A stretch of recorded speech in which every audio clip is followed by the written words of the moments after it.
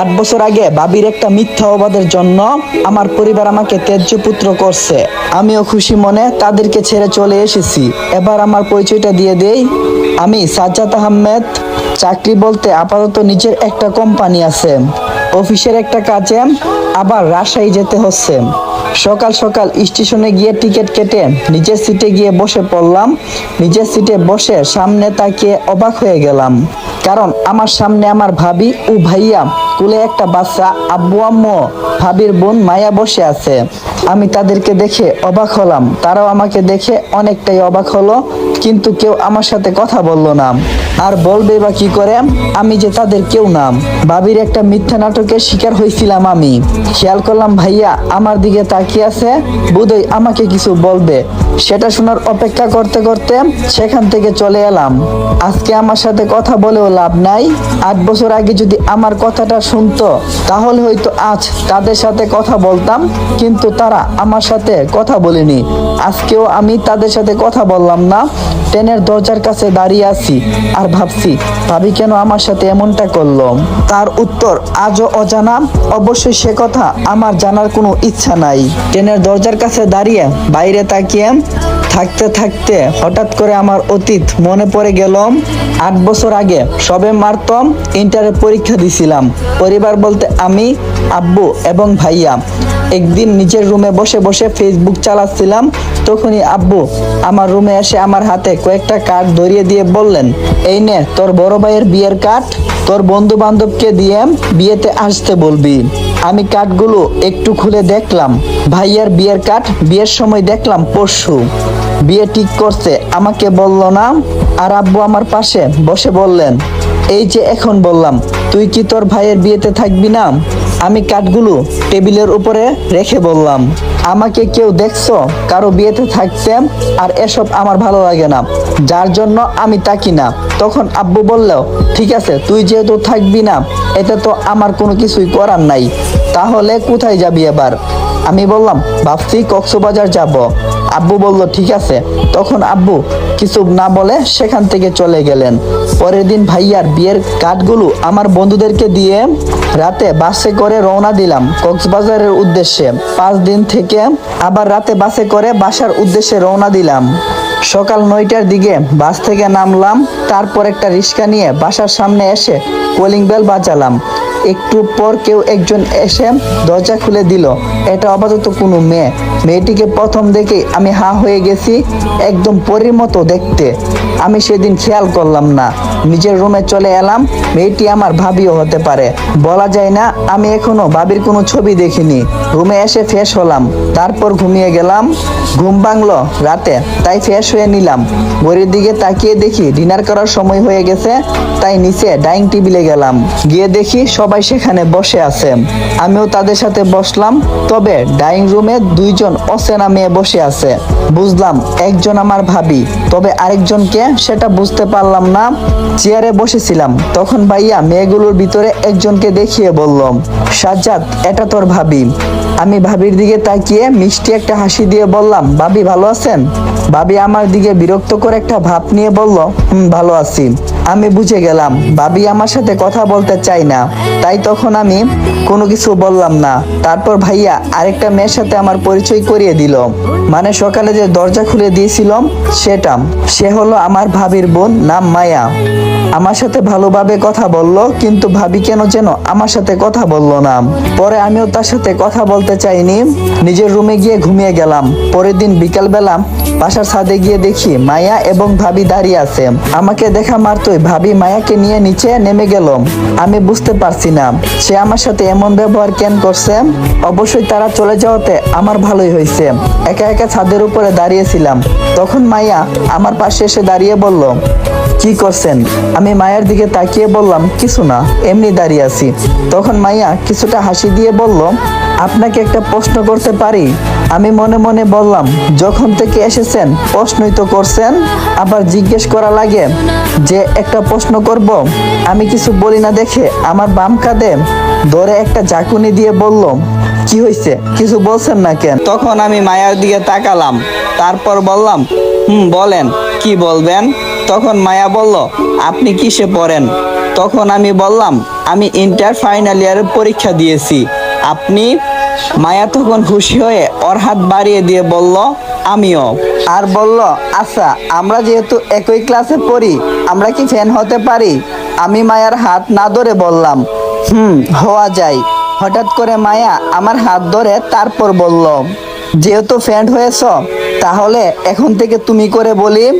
আমি মায়ের কাছ থেকে আবারও হাতটা সরিয়ে নিয়ে বললাম ঠিক আছে বলবো। তারপর আমরা কিছুক্ষণ গল্প করে রুমে চলে এলাম। মায়া মেয়েটা অনেক মিশুক, সহজে আমার সাথে মিশে গেছে 7 দিন পর। আজকে মায়া চলে যাচ্ছে, সাথে আমার ফ্যামিলির সবাই, শুধু আমি বাদে। একদিন রাতে দাঁড়িয়েছিলাম, যখন নিচে নেমে রুমে যাব, তখন ভাইয়ার রুম থেকে ভাবি ভাইয়াকে আমার ব্যাপারে কি যেন বলছে। তখন আমি দরজায় কান লাগিয়েছিলাম, শুনতে পাচ্ছি ভাইয়া ভাবিকে বলছে আচ্ছা, তুমি সবাইকে তোমার বাসায় যেতে বললে, কিন্তু সাজ্জাদকে যেতে বললে না কেন? তখন ভাবি ভাইয়াকে বলল, দেখো তোমার ভাইকে আমি দুচ্ছকে দেখতে পারি না, তার চেয়েও বড় কথা তোমার ভাইকে আমার ভালো লাগে না, যার জন্য ওকে আমি যেতে বলিনি। তখন ভাইয়া কিছুটা রাগ করলো আর বলল, কি কারণে ভালো লাগে না সেটা তুমি একটু বলবে? তখন ভাবিও রাগী কণ্ঠে ভাইয়াকে বলে উঠলো, সেটা বলতে পারবো না, বলছি তোমার ভাইকে আমার ভালো লাগে না মানে লাগে না, বেশ, এটা নিয়ে আর কোনো কথা আমি শুনতে চাই না। ভাবির এমন কথা শুনে ভাইয়া কিছু বলল না। ভাবির কথাগুলো শুনে আমার পায়ের নিচের মাটি যেন সরে যাওয়ার মতো। জানি না ভাবি আমাকে কেন পছন্দ করে না, ভাবির কথা শুনে ভালো লাগছে না, তাই আর রুমে গেলাম না, ছাদে চলে গেলাম। ছাদে গিয়ে ভাবির কথাগুলো ভাবছি, তখন হঠাৎ করে কেউ একজন আমার পিছনে এসে দাঁড়ালো। তখন পিছনে তাকিয়ে দেখি মায়া দাঁড়িয়ে আছে। মায়ার দিকে তাকানো মাত্রই মায়া আমার হাতে একটা চিঠি ধরিয়ে দিয়ে চলে গেল। চিঠিটা খুলে পড়তে লাগলাম। চিঠিতে লেখা ছিল, তোমাকে প্রথম যেদিন দেখি সেদিন তোমাকে ভালোবেসে ফেলছিলাম, অনেকটাই ভালো লাগে, তোমার সাথে থাকতে ইচ্ছা করে। সত্যি বলতে আমি নিজেও জানি না কবে তোমার মায়ায় আমি জড়িয়ে গেছি। বিশ্বাস করো জান, তোমাকে আমি অনেকটাই ভালোবাসি। আই লাভ ইউ, ইতি তোমার মায়া। চিঠিটা পরে আমি কিছুক্ষণ ঘোরের মধ্যে ছিলাম। সত্যি বলতে আমিও মায়াকে ভালোবেসে ফেলছি, তাই ওকে হ্যাঁ বলে দেব, তবে আজকে বলবো না, পরে সময় করে বলবো। তারপর আমি ছাদ থেকে নেমে সোজা রুমে চলে এলাম, আর কখন যে ঘুমিয়ে পড়ছি তা নিজেও জানি না। সকালে সবাই ভাবির বাসায় গেল, কিন্তু আমি বাদে। সবাই চলে যাওয়ার পর আমি রুমে এলাম, তখন আমার ফোনটা বেজে উঠলো। পকেট থেকে ফোনটা বের করে দেখি মায়া ফোন করছে। আমি কলটা রিসিভ করতেই ওই পাশ থেকে মায়া বলল, কালকে আমি তোমাদের বাসায় আসব। তখন আমি বললাম ঠিক আছে এসো, কোনো সমস্যা নেই। তারপর আরেক কিছুক্ষণ নানান কথা বলে ফোনটা কেটে দিলাম। পরের দিন সকালে ছাদে গিয়ে বসেছিলাম, তখন কেউ একজন এসে আমার পাশে বসে আমার হাত ধরলো। তখন আমি তাকিয়ে দেখি মায়া, তাই আমি ওকে বললাম তুমি কখন এসেছো? তখন মায়া বলল, এই মাত্র এসেছি, এসে তোমাকে খোঁজাখুঁজি শুরু করে দিয়েছি, অনেকক্ষণ খোঁজার পর ছাদে পেলাম। আমি বললাম আমি বেশিরভাগ সময় ছাদের উপরেই বসে থাকি, তাই আমাকে ছাদেই বেশি পাবে। তারপর আমরা দুইজনে বসে অনেক কথা বলতে লাগলাম। অনেকক্ষণ কথা বলার পর হঠাৎ করে ভাবি আমাদের পিছনে এলো। ভাবি আসার সময় আমি খেয়াল করছিলাম, ভাবি পিছনে এসে দাঁড়িয়ে রাগী কণ্ঠে বলে উঠলো, এখানে কি হচ্ছে এবং মায়া তুই ওর সাথে কি করছিস? মায়া হঠাৎ করে ভাবির শব্দ শুনে বয়ে কেঁপে গেল, তাই ভাবির দিকে তাকিয়ে কাপা কাপা গলায় বলল, কিছু না, এমনিতেই বসে আছি।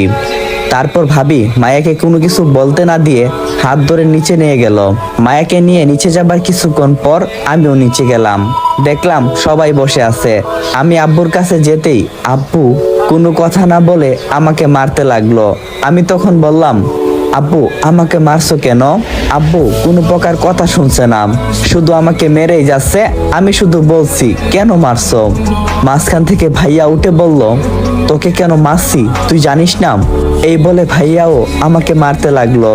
আমি তাদের হাতে পায়ে ধরে মিনতি করতে লাগলাম, আমাকে ছেড়ে দাও, অনেক ব্যথা হচ্ছে, আমার শরীরটা মনে হয় জ্বলে যাচ্ছে, অনেক ব্যথা হচ্ছে, শরীরের অনেক জায়গা দিয়ে রক্ত বের হতে লাগলো। ব্যথার কারণে আমি মেঝেতেই শুয়ে পড়লাম। তখন আব্বু রাগী কণ্ঠে বলতে লাগলো, তোকে আমার ছেলে বলতে ঘৃণা হই, তুই এমন এক কাজ করবি যা আমি আগে জানতাম না। যদি আমি আগে একটু ধারণা করতে পারতাম তাহলে তোকে কবেই গলা টিপে হত্যা করতাম। আমি শরীরে ব্যথা নিয়ে বলতে লাগলাম, বাবা আমি কি করছি অন্তত এটা বলো। তখন হঠাৎ করে ভাবি নেকা কান্না করে বলে উঠলো, কি করছো মানে? আমার বোনের ইজ্জত নষ্ট করতে চেয়েছিল। ভাবির কথা শুনে আমার মাথায় যেন আকাশ ভেঙে পড়ল। এসব কি বলছে ভাবি? ভাবি কি পাগল হয়ে গেছে? ভাবিকে তখন আমি বললাম, ভাবি আপনি এগুলো কি বলছেন? আপনার মাথা ঠিক আছে তো? তখন ভাইয়া আমার সামনে এসে রাগী কণ্ঠে বলে উঠল, যা সত্যি তাই বলছে। মায়া নিজে আমাদেরকে বলছে তুই যে ওর ইজ্জত নষ্ট করতে চেয়েছিলি। আমি এতক্ষণে বুঝতে পেরেছি এদেরকে মায়ার মুখ থেকে আসল ঘটনাটা শোনাতে হবে। তাই মায়াকে উদ্দেশ্য করে বললাম, মায়া তুমি অন্তত বলো আমি এগুলো কিছুই করিনি। তখন মায়া নেকা কান্না করতে করতে বলল, হ্যাঁ তুমি আমার। বাকিটা বলার আগে মায়া প্রচুর কান্না করতে লাগলো। আমি বুঝে গেলাম ভাবি মায়াকে নিজের দলে করে নিয়েছে। এসব ভাবছি তখন আব্বু বলে উঠলো, আমি এখনই তোকে তেজ্য পুত্র করব। আজকে থেকে আমার একটাই ছেলে। বের হয়ে যা আমার বাসা থেকে, তোর এই মুখ আমি আর দেখতে চাই না। আমি কোনো কিছু বললাম না। আমি জানি এটা ভাবির সাজানো নাটক, যেই নাটকে মায়া শুধু একটা চরিত্র মারত। কিন্তু কেন আমার সাথে এমন নাটক করলো সেটাই বুঝতে পারলাম না। তখন আমি আব্বুকে বললাম, তুমি এটা করো না প্লিজ। ভাইয়া আমার সামনে একটা কাগজ দিয়ে বলল, চুপচাপ এটার মধ্যে সাইন করে দে। তখন আমি আবার আব্বুকে বললাম, আব্বু প্লিজ আমার কথাটা শোনো। তখন আব্বু রাগী কণ্ঠে বলে উঠল, চুপচাপ সাইন করে দে, না হলে আমার মরা মুখ দেখবি। এটা বলার পর আব্বু কাগজটা সাইন করতে বললেন। আমি সবাইকে অনেকবার বোঝানোর চেষ্টা করলাম, কিন্তু কেউ আমার কোনো কথা শুনতে চাইলো না, বুঝতে পারলো না আমার অনুভূতিটা। সবাই ভাবির নাটককে সত্যি মনে করেছে। যেখানে আমার উপর কোনো বিশ্বাস নেই সেখানে আমি আর এক মুহূর্ত থাকবো না। যেখানে নিজের ছেলেকে বাপ বিশ্বাস করে না, অন্য একটা মেয়ের কথা শুনে নিজের ছেলেকে দোষারোপ করতে পারলো, একবারও বোঝার চেষ্টা করলো না তার আদরের সন্তান এটা কখনো করতে পারে না। হাতের কোনো কিছু উপায় না পেয়ে কাগজটা সাইন করে বাসা থেকে বের হয়ে গেলাম। আর যাওয়ার আগে ভাবিকে উদ্দেশ্য করে বলছিলাম, আপনি কাজটা ঠিক করলেন না, এর বিচার আল্লাহ তাআলা একদিন করবেন। আর মায়া তুমি তো আমাকে ভালোবাসতে, তাহলে এরকম কেন করলে? এটা না করলেও তো পারতে। তোমার জন্য তো পুরো জীবনটা হাসি মুখে দিয়ে দিতে রাজি ছিলাম, কিন্তু তুমি আমার সাথে এরকম একটা কাজ করবে তা আমি কল্পনা করতে পারিনি মায়া। যাক অনেক কথা হয়েছে, আজ থেকে তোমাকে একা করে চলে গেলাম। ভালো থেকো তুমি, আমার সাথে আর কোনো তোমার সম্পর্ক নেই। মায়া, একদিন না একদিন সবাই সত্যিটা জানতে পারবে, আর তুমিও বুঝতে পারবে তোমার জীবনের সবচেয়ে মূল্যবান জিনিসটা তুমি নিজ ইচ্ছাতেই হারাইছ। সেদিন অনেক আফসোস করবা, কিন্তু আর আমাকে পাবে না। কথাগুলো বলে বাসা থেকে বের হলাম। আজকে প্রচুর কান্না পাচ্ছে, কিন্তু আমি কাঁদবো না, কারণ ছেলেদের কাঁদতে নেই, অনেক আফসোস হচ্ছে, কারণ বাহিরের একটা মেয়ের জন্য আর সবাই আমাকে অবিশ্বাস করলো। যাই হোক, তারা যেহেতু আমাকে ছাড়া ভালো থাকতে পারবে, তাহলে আমিও তাদেরকে ছাড়া ভালো থাকবো, এতে আমার কোনো সমস্যা হবে না। তাদেরকে দেখিয়ে দিতে হবে তাদের ছাড়াও আমি বাঁচতে পারি। হাঁটতে হাঁটতে বাস স্টপে চলে এলাম। আমার কাছে মাত্র কয়েক হাজার টাকা এবং একটা মোবাইল রয়েছে। কি করব, কোথায় যাব বুঝে উঠতে পারছি না। বাস কন্ট্রাক্টরের চেয়ারে মাথায় হাত দিয়ে বসে আছি। এমন সময় আমার বন্ধু মিজুর সাথে আমার দেখা হয়ে গেল। আমাকে এরকম চিন্তিত দেখে বলতে শুরু করলো, কিরে কেমন আছিস, এবং তোকে এত চিন্তিত লাগছে কেন? আমি বেশি কিছু না ভেবে বললাম, আমার লাইফ শেষ হয়ে গেছে রে। তখন মিজু বলল, কেন কি হয়েছে, আমাকে একটু খুলে বলতো। আমি মিজুকে সবকিছু খুলে বললাম। মিজু আমার ঘটনা শুনে অনেক দুঃখ প্রকাশ করে বলল, আরে তোর সাথে অনেক খারাপ কিছু হয়ে গেছে, চিন্তা করিস না বন্ধু, আচ্ছা তুই আমার সাথে চল। তখন আমি অবাক হয়ে বললাম, তোর সাথে কোথায় যাব? মিজু বলল, কোথায় আবার, আমার সাথে ঢাকা চল, সেখানে আমার সাথে ম্যাচে থাকবি। তখন আমি আবার বললাম, কিন্তু মেসে ভাড়া দিব কোথা থেকে, আমার কাছে যে 1 টাকাও নাই, আমি যে নিঃস্ব হয়ে গেছি রে দোষ। তখন মিজু আমার কাঁধে হাত রেখে বলল, আমার সাথে ফিনান্স করবি আর তাহলেই চলে যাবে। তখন আমি ভাবলাম মিজু ঠিকই কথা বলছে, তাই বললাম ঠিক আছে চলো। তারপর আমি মিজুর সাথে ঢাকায় চলে আসি। তারপর ওর সাথে মেসে উঠে ফিনান্স করে নিজের পড়াশোনা চালিয়ে নিলাম। প্রথম অনেকটাই কষ্ট হয়েছিল, কিন্তু আস্তে আস্তে সবকিছু ঠিক করে নিয়েছি। আস্তে আস্তে একটা সপ্তাহ চলে গেল, দেখতে দেখতে একটা মাস, কয়েকটা বছর পার হয়ে গেল। পড়াশোনা শেষ করলাম। পড়াশোনায় ভালো হওয়ার কারণে একটা কোম্পানিতে অ্যাডমিন হিসাবে চাকরি পেয়ে গেলাম। চাকরি করে 8টা ফ্ল্যাট কিনছি, তার ভিতরে একটাতে আমি থাকি আর বাকিগুলো ভাড়া দিয়ে দিয়েছি। সেদিনের পর থেকে মায়া নামটা আমার জীবন থেকে মুছে ফেলছিলাম, তাই তো তার কথা ভেবে আর কান্না করি না এখন। প্রথম অনেকটাই কষ্ট হয়েছিল যখন বাসা থেকে বের হয়েছি, তাও আবার নিজের প্রিয় মানুষটার কারণে, যাকে পাওয়ার জন্য সবকিছুই করলাম, আর সেই আমার জীবনটা শেষ করে দিছে। আর কারোর জন্য আফসোস করি না। এই ছিল আমার অতীতের ঘটনা। এবার চলুন বর্তমানে ফিরা যাক।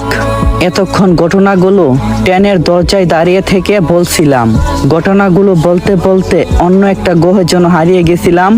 তখন একজন চাচা এসে বলল, বাবা একটু সাইড দাও, আমি সামনে নেমে যাব। চাচার কথা শুনে ভাবনা থেকে ফিরে এলাম। অনেকক্ষণ ধরে দরজার কাছে দাঁড়িয়েছিলাম, তাই আমার পাটা ব্যথা করছে। এখন নিজের সিটে ফিরে যাব, তাই নিজের সিটের দিকে পা বাড়ালাম। সিটে গিয়ে বসতেই ওনারা সবাই আমার দিকে কেমন করে তাকালো। আমিও সেদিকে কোনো ভ্রুক্ষেপ না করে মোবাইল টিপতে লাগলাম। হঠাৎ করে ভাইয়া আমাকে বলে উঠল, ভাই কেমন আছিস এবং কোথায় ছিলি এতদিন?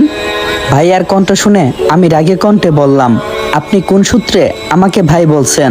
আমি কারো ভাই না, আমার কেউ নেই, আমি এতিম, এটা আপনি জানেন না? এমন কণ্ঠ এবং কথা শুনে ভাইয়া আমাকে কোনো কিছু বলল না।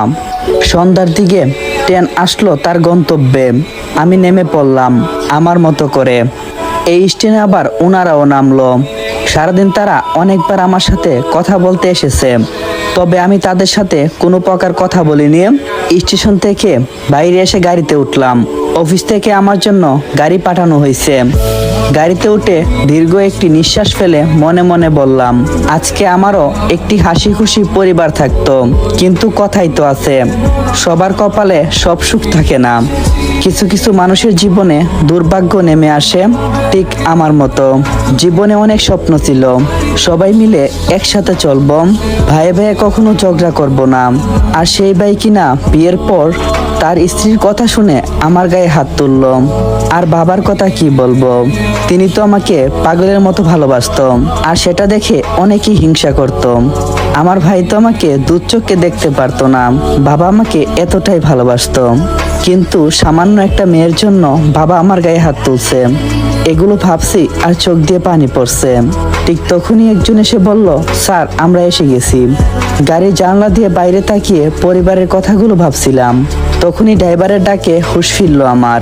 আমি তখন চারিদিকে তাকিয়ে দেখি বাসার সামনে চলে এসেছি। গাড়ি থেকে নেমে ড্রাইভার থেকে ঘরের দরজার চাবিটা নিলাম। আমি থাকার জন্য অফিস থেকে একটি বাসা ঠিক করে দিয়েছে। আমি সেই বাসাতে উঠলাম, চাবি দিয়ে দরজা খুলে বাসার ভিতরে ঢুকলাম। বাসাটা বেশ বড়, তা দেখেই খুব বোঝা যাচ্ছে। চারদিকে তাকিয়ে নিলাম, অনেক সুন্দর বাসাটা। ব্যাগটা রেখে ওয়াশরুমে চলে গেলাম। ফ্রেশ হয়ে বাসার বাইরে এলাম। এখন রেস্টুরেন্টে যাব, কারণ এখানে খাবারের মতো কোনো কিছু নেই।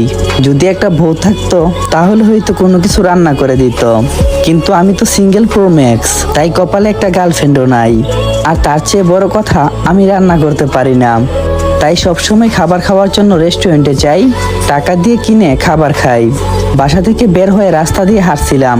এই কয়েক বছরে রাস্তাঘাট অনেক বদলে গেছে, নতুন নতুন রাস্তা তৈরি হয়েছে। আমার গন্তব্য ছিল রেস্টুরেন্টে যাওয়ার। সেদিকে রাস্তা ধরে হাঁটতে লাগলাম। একটু দূরে একটা বাড়ি দেখে থেমে গেলাম।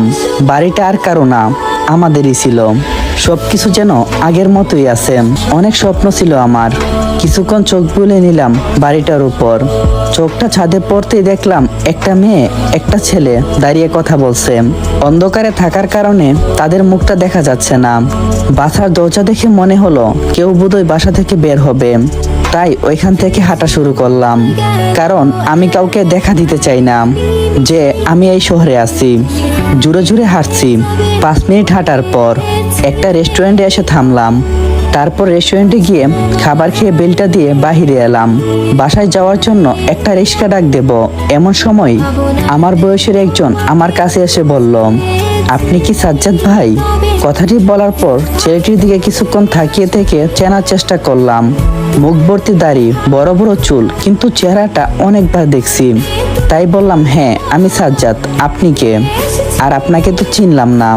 তখন ছেলেটি বলল, আমাকে চিনতে পারিস নাই? আমি তোর বন্ধু নিলয়, ওই যে আমরা একসাথে কলেজে পড়তাম। নিলয় নামটা শুনে মনে পড়ল, তাহলে আপনাদেরকে পরিচয়টা করিয়ে দেই। ও আমার কলেজ জীবনের বেস্ট ফ্রেন্ড। ওর নাম নিলয়, কিন্তু এখানে বড় বড় চুলদারি থাকার কারণে ওকে চিনতে পারি নাই। আমি বললাম, আরে নিলয় ভালো আছিস? কথাটি বলে ওকে জড়িয়ে ধরলাম। নিলয়ও আমাকে জড়িয়ে ধরল আর বলতে লাগলো, তুই কোথায় ছিলি এতদিন, আর তুই কেমন আছিস? আমি বললাম, হ্যাঁ ভালো আছি। আর তোর এই অবস্থা কেন? তখন নিলয় আমাকে ছেড়ে দিয়ে বলল, কেন, আমার আবার কি হয়েছে? আমি নিলয়ের চুলদারি হাত দিয়ে বললাম, এই যে এত বড় বড় চুলদারি, এগুলো কেন রাখছিস? নিলয় আমার হাতটা ওর চুল থেকে সরিয়ে নিয়ে বলল, ওইসব বাদ দে, ইচ্ছা করছিল তাই এসব রাখছি। এর আগে বল, তুই এত বছর কোথায় ছিলি? আমি বললাম, এত বছর আমি ঢাকায় ছিলাম। তুই বর্তমানে এখন কোথায় আছিস? নিলয় বলল, আমি এখন শহরে থাকি, একটা প্রাইভেট কোম্পানিতে চাকরি করি। তুই কি করিস? আমি বললাম, আমিও একটা প্রাইভেট কোম্পানিতেই কাজ করি, জরুরি একটা মিটিং এর জন্য এখানে এসেছি। নিলয় বলল, ও আচ্ছা, হঠাৎ করে তুই এখান থেকে কেন চলে গেছিলি? তখন আমি বলতে লাগলাম, কি হয়েছিল আমার সাথে 8 বছর আগে। আমি নিলয়কে সব ঘটনাগুলো বললাম। আমার ঘটনা শুনে নিলয় বলল, ছি, তোর ভাবি তোর সাথে এমন কাজটা করছে, ও কাজটা কিন্তু ঠিক করে নাই। আমি কালকেই তোর বাসায় গিয়ে তোদের পরিবারের সবাইকে সব সত্যি কথা বলে আসব। সাথে সাথে নিলয়কে বাধা দিয়ে বললাম, আমার জীবন থাকতে তুই কখনো এসব কথা তাদেরকে বলবি না। নিলয় কিছুটা অবাক হয়ে বলল, কিন্তু কেন? আমি বললাম, তাদেরকে এখন কোনো কথা বলে লাভ হবে না। তাদের ছাড়াই আমি চলতে শিখে গেছি, নিজের পায়ে দাঁড়িয়েছি, এখন তাদের কোনো দরকার নেই। নিলয় বলল, তুই কি সব কিছু ভেবে বলতেছিস? আমি বললাম, হ্যাঁ। নিলয় বলল, কোনোদিন না কোনোদিন তাদেরকে তো ক্ষমা করতে হবে, তুই তখন কি করবি? এবার আমি কিছুটা বিরক্ত ভাব নিয়ে বললাম, আমার কাছে তাদের কোনো ক্ষমা নেই, তাদেরকে তাদের মতো থাকতে দে, আমাকে আমার মতো। তুই মাঝখানে এসে সমস্যা সৃষ্টি করবি না প্লিজ। নিলয় আমার কথা শুনে বুঝতে পারলাম, আমি বুঝতে পেরেছি এইসব বিষয়ে আর কথা বলবো না, কেমন? আমি বললাম, এইসব বিষয়ে কথা না বললে আমি সবচেয়ে বেশি খুশি হব। নিলয় বলল, ঠিক আছে, বাদ দে, এখন কোথায় থাকছিস এবং কয়দিন এখানে থাকবি? আমি বললাম, এখন এখানেই থাকছি এবং অফিসের কাজ শেষ হলে চলে যাব। নিলয় বলল, তাহলে চল আমাদের বাসায় যাওয়া যাক।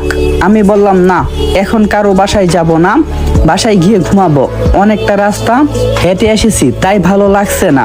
নিলয় বলল, ও এখন বাসায় চলে যাবি নাকি? আমি বললাম, হ্যাঁ বাসায় যাব। তুই কোথায় যাবি? নিলয় বলল, আমিও বাসাতেই যাব, চল তাহলে যাওয়া যাক। তারপর আমি আর নিলয় একসাথে হাঁটতে লাগলাম। নিলয়ের বাসা আমাদের বাসার পাশেই, তাই আমি ওর সাথেই যাচ্ছি। দুইজনে নানা বিষয়ে গল্প করতে করতে যাচ্ছিলাম। হঠাৎ করে আমার ভাইয়ার সাথে দেখা। ভাইয়া আমাকে দেখে বোধহয় কিছুটা অবাক হলো, তবে কথা বলতে এলো না।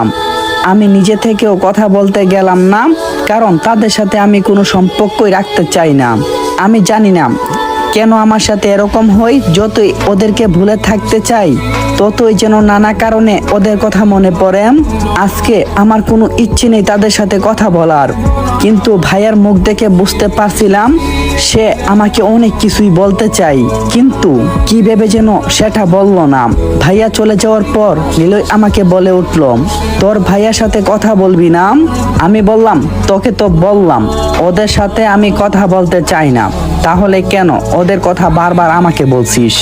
নিলয় বলল, তোর ভাইকেও দেখে মনে হলো তোকে যেন কি একটা বলতে চেয়েছিল কিন্তু বলিনি। আমি বললাম, বাদ দে ভাই ওদের কথা। নিলয় আমার রাগ দেখে শান্ত হয়ে গেল। তারপর আমরা দুইজনে কথা বলতে বলতে আমার বাসায় চলে এলাম। তাই নিলয়কে বিদায় দিয়ে আমি আমার বাসার ভিতরে গিয়ে ফ্রেশ হয়ে ঘুমিয়ে গেলাম। আজকে শরীর অনেক ক্লান্ত, তাই আজকে আর বেশি রাত জাগলাম না। পরের দিন সকালে ঘুম থেকে উঠে ফ্রেশ হয়ে গাড়ি নিয়ে অফিসের উদ্দেশ্যে বের হলাম। অফিসে যাওয়ার পথে একটা রেস্টুরেন্টে গাড়িটা থামালাম, নাস্তা করে আবার গাড়িতে উঠে পড়লাম। গাড়িতে করে অফিসে গেলাম। অফিসে যাওয়ার পর পিয়ন এসে আমাকে ইন্টারভিউ রুমে নিয়ে গেল। সেখানে অনেকেই বসেছিল, আমিও ওইখানে গিয়ে বসলাম। একটু পর হঠাৎ করে মিটিং রুমে দুইজন লোক প্রবেশ করলো। তাদেরকে খুব চিনা চিনা মনে হলো, কারণ তারা আর অন্য কেউ না, আমারই